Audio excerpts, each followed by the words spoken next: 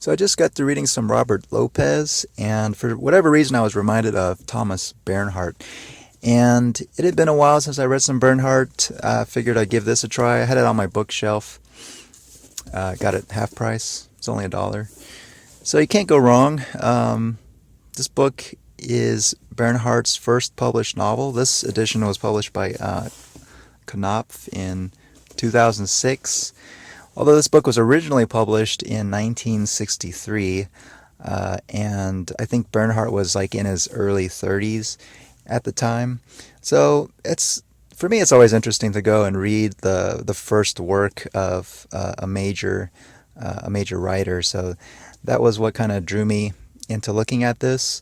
This story involves a young narrator who is tasked by, well, I guess he's like a medical student, and he's tasked by his doctor mentor to go to a small town and check up on the doctor's brother, who is described as a painter, but seems to have gone mad or insane.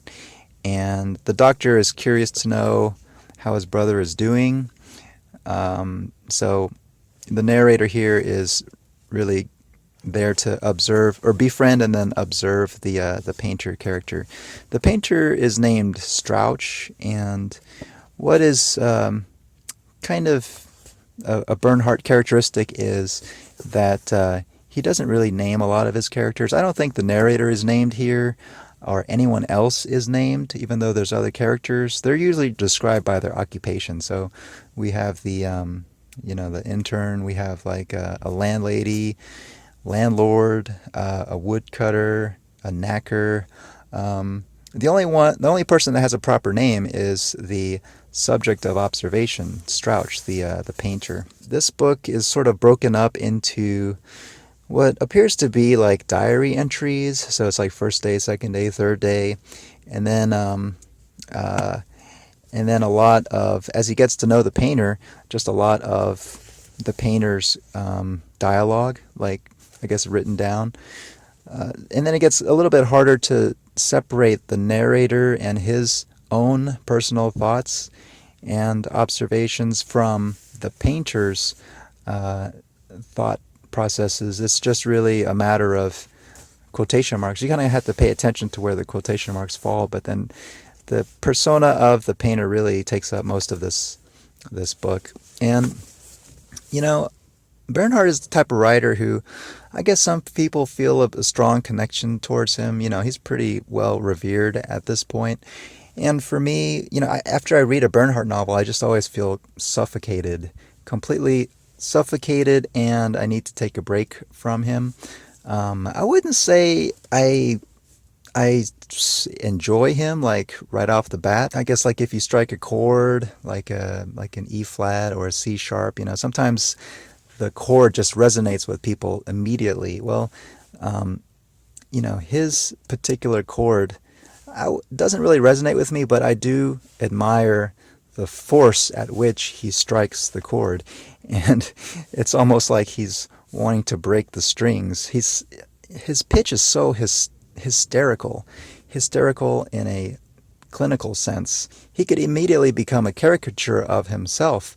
He has that many defining characteristics in his prose. But for a while, after I read like maybe 3 or 4 of his novels, I really couldn't tell which side he was on. If he was really just doing a parody of this type of worldview, and really he was kind of actually more of a jovial, like kind of character, kind of like Kafka in a way, or if he truly suffered as much as his characters seem to have suffered, and this is just coming out, straight from the tap, unadulterated. This is how he really feels about the world. I always wondered if he was just a provocateur, and this was sort of a performance, or if this was kind of genuine. Even the biographical fact that he had altered his will shortly before he died, stipulating that he didn't want Austria, his homeland, to publish or perform any of his works after his death. Like, I wondered if that was sort of a publicity stunt, or if he really had those kind of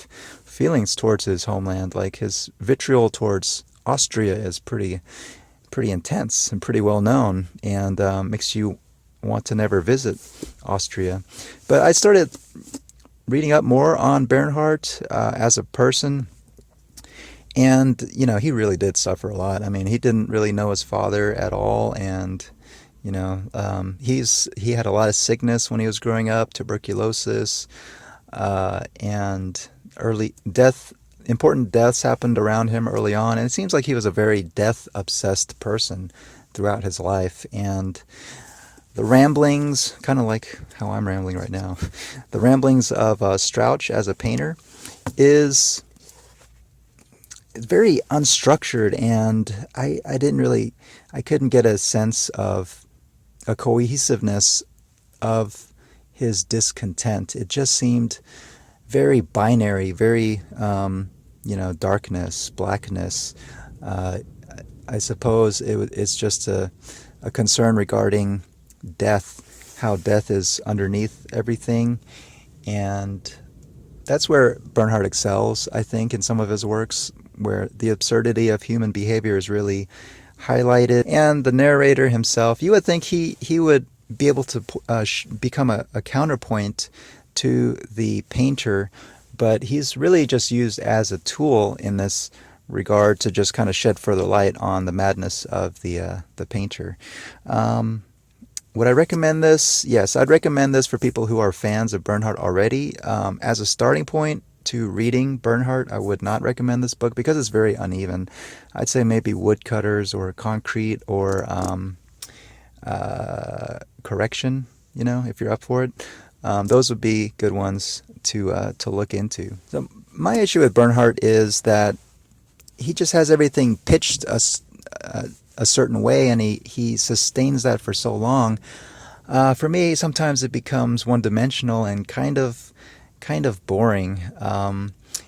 He kind of reminds me of like a porcupine who has this anger at the world, and everything is kind of aggressively pointing outwards, but that anger acts as a way to protect what's vulnerable inside. And sometimes I wonder or wish that Bernhard would kind of turn that anger in on himself and really get to what would be the most vulnerable for him as a person. Did this work require that the writer go into uncomfortable places and really challenge them and bring up to the page things that could undo them as a human being? Or is it something that they just kind of, have easy access to and just kind of lets run off? In some regards, and maybe this is just deceptiveness, but he writes in such a way that makes me think that he has easy access to these feelings and that it's not too much of a challenge, and that he's not really giving himself up as much, but rather that he's staying protected. And after you read one of his works, it's sort of like all the air is sucked out of the room and there's no response. It kind of reminds me of this professor I had in college, and this dude would just walk into the classroom, he's an older guy, he'd strut in, shaved head, Terminator sunglasses, leather jacket, and just kind of rant at us for like 45 minutes. And I don't think there was a single question asked by anybody in that class the whole semester because the guy was so forceful. And I kind of get that feeling with Bernhard too.